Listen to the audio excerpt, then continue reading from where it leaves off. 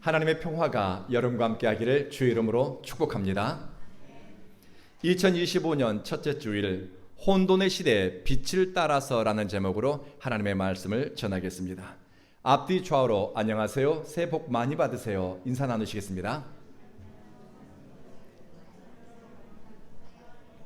지난해 말 항공기 추락 사고로 많은 사람이 목숨을 잃었습니다. 그리고 어제까지 일주일간 국가 애도 기간으로 우리는 보냈습니다. 그리고 지난 12월 3일 45년 만에 비상계엄이 있었습니다. 국가 신인도는 하락하고 환율은 오르고 경제 전망은 어렵습니다. 세계 질서는 자국 중심으로 재편되는 급박한 상황인데 국가 시스템은 정상적으로 작동하고 있는지 의문과 염려가 국민들 안에 자라고 있습니다. 말 잘하고 변명에 능한 달변가들은 많은데 묵묵히 책임지는 지도자들은 보이지 않는 것 같습니다. 협력과 상생이라는 정치는 사라지고 정의와 공의의 가치는 안중에 없습니다. 그저 이익을 쫓아가는 사람들만 보입니다. 미륵, 보살, 점, 굿이라고 하는 무속신앙이 엘리트 집단과 대중들에게 얼마나 영향을 미치고 있는지, 그리고 우리들의 일상 속에 얼마나 깊이 들어와 있는지 대중문화 그리고 TV 채널을 켜게 되면 여러분은 알 수 있습니다. 이것이 우리의 현실입니다. 한국 교회는 공동체 안에 뿌리 내린 불의와 공의의 가치가 훼손되는 것에 대해서는 침묵합니다. 과거에는 세상을 향한 교회의 역할, 또 교회가 감당해야 할 역사적 사명에 대해서 말해줄 큰 어른들이 계셨는데 지금은 그런 교회의 어른들을 찾아보기 어렵게 되었습니다. 구원받은 하나님의 백성이라 할지라도 새 은혜가 오지 않으면 삶의 방향을 잃어버리게 됩니다. 말씀과 기도를 통해 날마다 나를 성찰하고 하나님의 뜻을 살피지 않으면 불의한 삶에 저항할 힘도 없고 거룩한 백성으로 살아가야 할 의지도 잃게 됩니다. 저는 지난 한 주간 나라와 민족을 위해 기도하면서 그리고 항공기 사고로 목숨을 잃은 사람들과 유가족을 위해 기도하면서 혼돈의 시대에 하나님은 어떻게 그의 백성들을 인도하셨는가, 하나님의 말씀이 사라진 것 같고 영감이 무디어진 시대에 부르심을 쫓아간 사람들은 어떻게 선택하며 살았는가, 하나님의 말씀을 찾아보며 묵상을 했습니다. 성경에 처음 등장하는 혼돈, 흑암, 무질서는 하나님의 창조사역, 하나님의 말씀이 들려오기 전에 존재했습니다. 하나님이 빛이 있으라 말씀하시기 전의 세상에 대해서 창세기 1장 2절은 이렇게 기록하고 있습니다. 땅이 혼돈하고 공허하며 흑암이 깊음 위에 있더라. 세상은 형태가 없이 비어 있으며 어둠은 저 깊은 곳까지 채우고 있었다는 겁니다. 히브리적 세계관에서 어둠은 혼돈과 무질서를 의미합니다. 또는 하나님의 부재의 상태 또는 죄와 고난을 의미합니다. 공허하고 혼돈한 세계 속에 하나님의 말씀이 들려왔습니다. 빛이 있으라. 하나님이 빛을 창조하시니 오래전부터 존재했던 어둠이 물러갑니다. 감추어졌던 것들이 드러납니다. 빛이 들어오자 낮과 밤이라고 하는 시간이 분리되고 질서가 생겨납니다.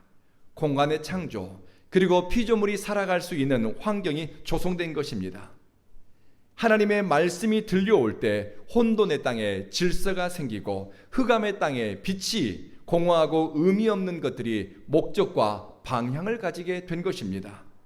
사람이 하나님의 말씀을 들으면서 산다는 것은 신비로운 일입니다. 하나님의 말씀이 내 심령을 움직이고 내 뜻을 만들며 내 삶을 세워간다고 하는 것은 놀라운 신비로운 사건입니다. 하나님의 말씀이 들려올 때 우리 내면에 있는 어두움과 두려움과 역사하는 거짓된 것들이 물러가고 깊은 죄의 뿌리가 드러나게 됩니다. 진리의 빛이 죽어가는 양심을 자극할 때 거룩한 분별력과 참된 삶에 대한 열망이 회복됩니다. 사람은 하나님의 말씀을 들으면서 참 사람의 길을 발견하고 하나님을 바르게 인식합니다. 여러분이 새해를 맞이하면서 예배자로 주님께 나아가고 주님의 말씀에 귀를 기울이는 것은 여러분의 내일을 위한 참 복된 선택입니다. 하나님의 말씀이 생각과 의식에 균형을 맞추게 되면 왜곡과 편견, 선입견이나 거짓된 세상 교훈에 붙들려 삶이, 인생의 기초가 휘청거리지 않습니다. 여러분은 C.S. 루이스라고 하는 작가에 대해서 많이 들어보셨을 겁니다. 그분이 쓴 책들이 굉장히 많이 출판되었고 또 그분이 쓴 소설이 영화로도 제작되었습니다. C.S. 루이스가 한때 무신론자였던 때가 있었습니다. 자신이 무신론자였을 때 어떤 세계관을 가지고 살았는지 그의 글에서 이렇게 언급했습니다. 우리가 살고 있는 우주를 봐라. 대부분이 어둡고 상상을 초월할 정도로 추운 공간이다. 생명체가 살 수 있는 곳은 지구라는 제한된 공간이다. 생명체들은 서로의 생명을 잡아먹으면서 존재하고 있다. 그리고 고통을 느끼다가 고통 속에 죽는다. 그리고 인간이란 존재는 자기의 이성을 이용해서 다른 생명체에 위해를 가하고 고통을 안겨준다. 우리 인간 역사는 범죄와 전쟁, 질병과 테러의 역사다. 인간은 어차피 파멸하게 되어 있다. 그런데 이런 세상을 자비롭고 전능하신 하나님이 만들었다고 웃기지 마라. 신앙으로 사는 것과 신의 존재에 대해서 그는 의문을 제시하고 자비로운 하나님이 왜 이렇게 끔찍한 세상을 만들었다고 말하는가라고 이야기했습니다. 그런데 나중에 C.S. 루이스가 기독교 신앙을 갖게 되고 예수님을 인격적으로 만나게 됩니다. 세상을 바라보는 눈, 인간을 이해하는 관점의 변화가 생겼습니다. 하나님 없이 세상을 바라볼 때는 이 세상은 혼돈과 무질서, 고난과 슬픔의 땅이었는데 하나님을 사랑하는 마음으로 하나님의 말씀에 대한 이해를 가지고 세상을 보니 새로운 인식이 열리더라는 겁니다. 이렇게 글을 씁니다. 만약 우주가 그렇게 나쁜 곳이라면은 사람들은 이 고난과 슬픔의 땅에서 어떻게 그처럼 자비롭고 지혜로우며 선하신 창조주 하나님을 믿고 사랑하고 따를 수 있었을까? 춥고 고통의 땅인 줄 알았는데 창조주 하나님, 계시된 하나님을 알게 되니 또 그분을 믿게 되니 이 세상에는 아름다운 것과 사랑할 만한 것들과 가치 있는 것들도 가득 차 있다는 것을 발견하게 된 것입니다. 과학적 지식이나 논리를 통해서가 아니라 신에 대한 경외감, 하나님에 대한 사랑, 말씀의 빛 아래서 세상을 보고 역사를 보니 내게 주어진 삶의 가치가 달라졌습니다. 그리고 삶을 대하는 태도의 변화가 생긴 것입니다. 구약 성경에 에스겔 선지자라는 분이 있습니다. 에스겔 선지자는 아수르와 바벨론의 패권 전쟁으로 세계가 혼란스럽고 하나님의 말씀을 쫓아가는 사람도 하나님을 경외하는 사람도 사라진 것 같은 시대에 이런 말씀을 선포했습니다. 악인이라도 자기가 저지른 모든 죄에서 떠나 돌이켜 나의 율례를 지키고 법과 의를 실천한다면 그는 반드시 살고 죽지 않을 것이다. 악인이 살 수 있는 길, 그리고 악한 시스템과 불의한 사회가 변화되고 하나님의 징계와 심판으로부터 벗어나는 길은 죄된 삶과 불의한 역사를 청산하는 것이라고 들려줍니다. 그리고 그 다음 단계는 어떻게 살 것인가? 말씀을 배우며 살라고 합니다.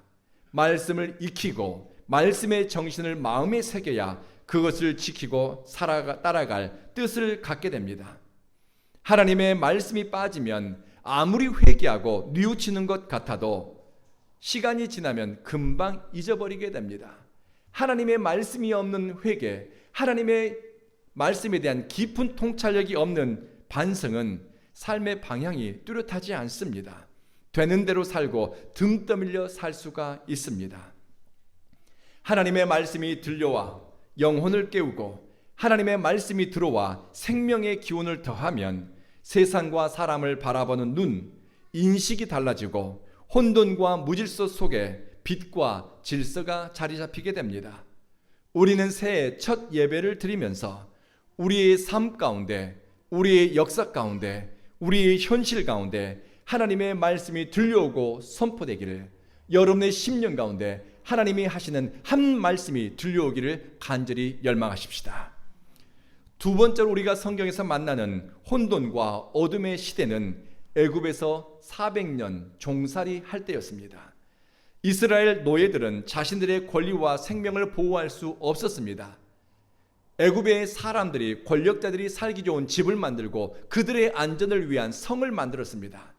자신들의 삶을 위한, 자신들의 권리와 안전을 위한 성을 만든 것이 아니라 지배계층의 안전을 위한 성벽을 쌓고 성을 화려하게 만든 것입니다. 그리고 부모가 자식의 생명을 보호할 수 없어 무수한 아이들이 살해당하고 부모들의 탄식소리, 곡소리가 끊이지 않았습니다. 애굽 바로와 권력자들의 착취가 일상이 되었습니다. 이 시대를 향해서 하나님은 이렇게 말씀하셨습니다. 나는 너희가 압제당하는 것을 보았고 너희가 부르짖는 소리를 들었다. 하나님의 눈에 뜨이게 되니 절망과 탄식뿐이었던 역사에 희망의 빛이 들어오기 시작했습니다.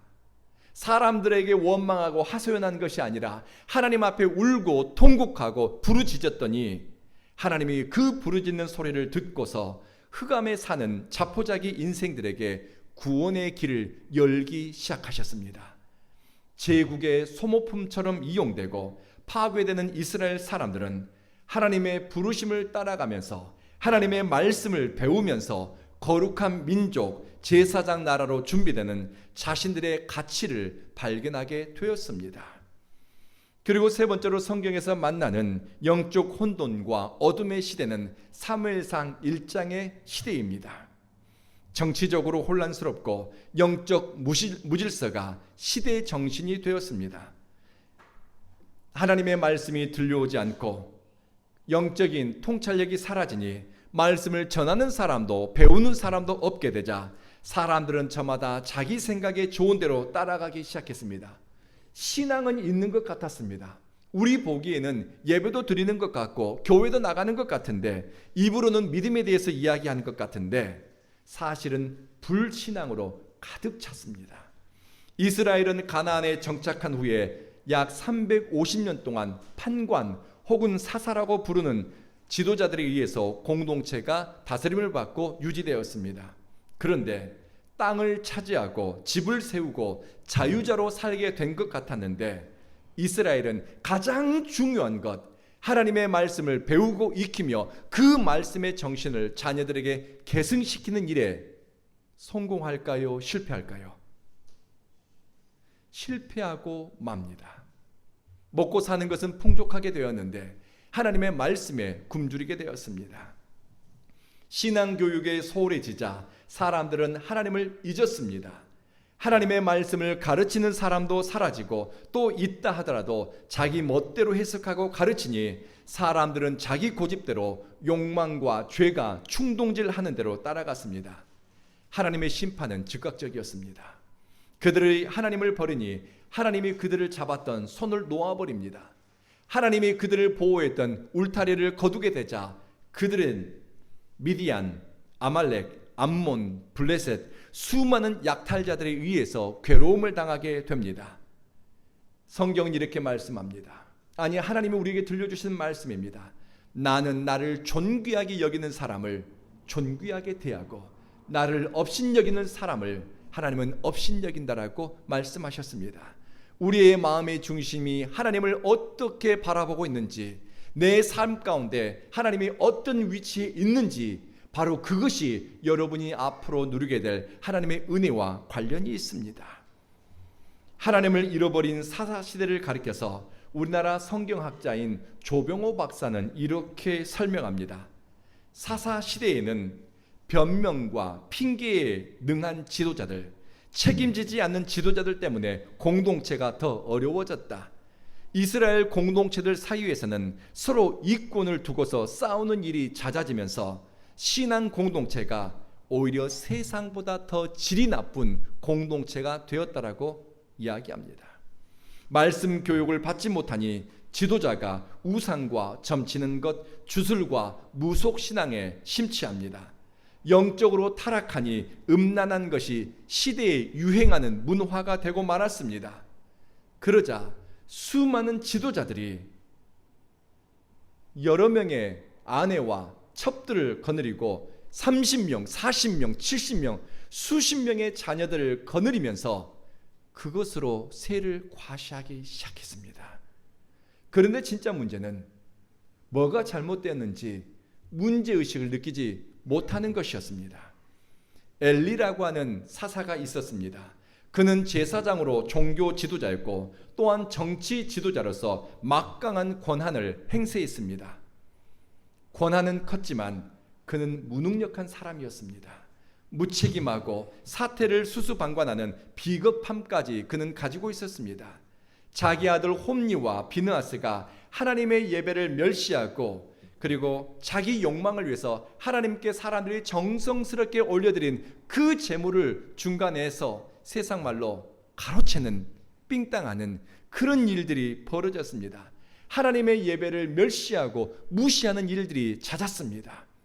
심지어 하나님을 예배하는 거룩한 곳에서 차마 입에 담기조차 부끄러운 부도덕한 일들을 하나님의 예배 초소에서 벌일 때에도 엘리는 방관했습니다. 그는 자기 가족에게 너무나 관대한 지도자였습니다. 그리고 자기 가족들에게 책임을 묻지 않았습니다. 결국 하나님은 엘리에게 이렇게 말씀합니다. 너는 나를 경외하는 것보다 네 자식들을 더 위하고 있구나. 너희 집안에 참으로 가슴 아픈 징계가 임할 것이라고 하나님은 말씀합니다. 지도자가 무책임하고 사리 분별을 못하니 백성들은 좌충우돌 중심을 잡지 못합니다. 하나님의 말씀을 제대로 배우지 못하니 하나님에 대해서 무지하기까지 합니다. 그리고 영적으로 음란하고 주술적이고 무속적인 방법으로 신앙을 이해하고 신앙을 이용합니다. 블레셋이라고 하는 부족이 전쟁을 일으키며 쳐들어왔습니다. 이스라엘 사람들이 칼과 창을 들고서 나갔는데 블레셋 사람들과 전쟁을 하다 보니 중과 부족이었습니다. 싸울 수가 없었습니다. 이스라엘 제사장들과 군대는 이렇게 위태로운 상황에서 하나님께 묻지 않았습니다. 하나님께 기도하지 않았습니다. 그들은 가장 쉬운 방법을 선택합니다. 하나님의 법궤를 가져오자. 하나님의 법궤를 앞에 세우고 우리가 전진하면 하나님이 우리를 도와주실 거야. 도와주실까요? 그들은 하나님의 법궤를 마치 부족처럼 앞세우고 주술적인 신앙처럼 하나님의 말씀을 해석했습니다. 여러분, 삶이 빠진 종교 행위는 믿음이 아닙니다. 하나님의 말씀, 율법의 정신을 버리고 상황이 되는 대로 자기 유리하고 편리한 대로 신앙을 그들은 이용합니다. 하나님의 이름을 망령되이 일컫는 것이라는 것을 깨닫지 못했습니다. 결국 그들의 영적 무지함과 그리고 영적인 부패함은 전쟁에서 법궤를 빼앗기고 어리석은 지도자의 지휘를 따랐던 수많은 젊은 병사들은 전쟁터에서 목숨을 잃게 됩니다. 그런데 이렇게 혼란한 시대, 영적으로 깊은 어둠의 시대에도 새로운 역사의 마중물로 쓰임받는 사람이 있었습니다. 기도로 막힌 인생의 문을 열고 하나님과 깊은 관계 속에서 진리의 빛을 따라가는 사람이 있었습니다.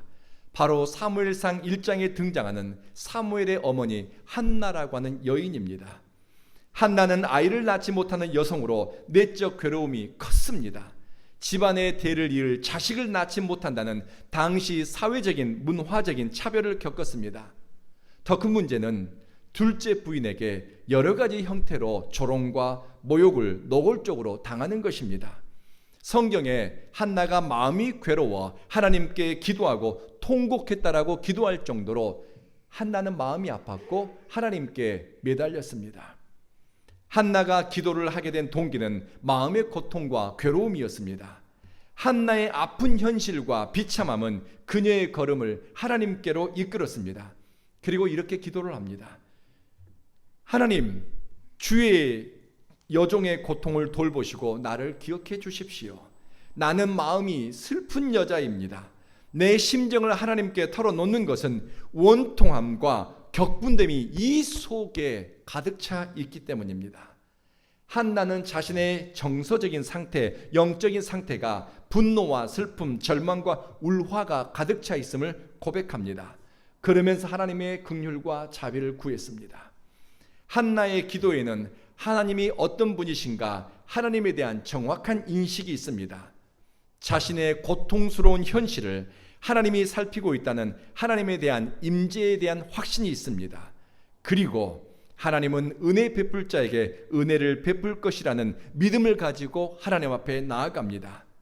당시의 지도자였던 제사장이었던 홈리와 비느하스 같은 사람들조차 하나님에 대해서 무지했지만 시골에 사는 아이를 낳지 못한 한나는 하나님을 정확히 알고 있습니다. 이 한나는 하나님을 얼마나 정확히 잘 알고 있었는지 다른 구절에서 알 수 있습니다. 한나는 하나님의 말씀을 제대로 배운 사람입니다. 하나님의 말씀이 어떤 가치가 있는지를 가슴에 품고 사는 사람입니다. 한나가 태어나기 1000년 전에 모세라고 하는 어르신이 있었습니다. 한나가 태어나기 전 1000년 전에 모세가 나실인에 관한 법을 들려주었습니다. 사람들은 나실인법을 쫓아서 헌신하지 않았습니다. 하는 척했지만 삼손이라고 하는 사람은 흉내만 낼 뿐이었습니다. 그런데 한나라고 하는 여인은 1000년 전에 모세를 통해 주어졌던 그 나실인법을 쫓아서 당신이 아들을 낳게 되자 그 아들의 이름을 사무엘이라 짓고 나실인법에 쫓아서 따라서 아들을 키워냅니다. 사무엘을 낳고서 감사 찬송을 드리는데 이런 표현이 기도 언어 속에 들어있습니다. 하나님 같은 분이 없다. 하나님은 거룩, 하나님은 반석, 하나님 앞에서 교만한 말, 오만한 말을 내지 말아라. 하나님은 지식의 하나님이시니 행동을 달아보신다. 하나님의 속성과 하나님에 대한 영적 통찰력을 가진 한나는 350년 사사시대에 가장 빛나는 사람 사무엘을 낳고 사무엘을 길러낸 어머니입니다. 그리고 그녀의 아들 사무엘은 부족 공동체였던 이스라엘을 국가 공동체로 발전시키고 나중에 다윗 왕을 추대해 다윗 왕국의 기초를 놓는 역사의 마중물이 됩니다. 혼돈하고 무질서하고 혼란스러운 시대였지만 부르짖는 사람들, 하나님의 말씀을 쫓아서 살아가고 선택하는 사람들에 의해서 새로운 시대가 열리고 역사의 마중물이 되더라는 것입니다. 말씀을 마치겠습니다. 혼돈과 무질서, 괴로움과 탄식, 예측할 수 없는 미래와 현재의 고난 앞에서 등 떠밀려가는 인생도 있지만 하나님의 빛, 진리의 빛을 따라서 정확히 인도함 받는 인생도 예전에도 있었고 오늘날에도 있습니다. 2025년 사랑하는 성도 여러분은 하나님의 말씀으로 마음과 생각, 뜻과 의지가 새롭게 지음받기를 열망합시다. 하나님의 말씀을 여러분의 마음에 품고 붙잡고 기도하면서 하나님의 선하심과 인자하심을 누리며 살기를 구하십시다. 열망하고 기다리는 사람들에게 하나님은 말씀을 하시고 새 일을 행하시는 줄로 믿습니다. 기도하겠습니다.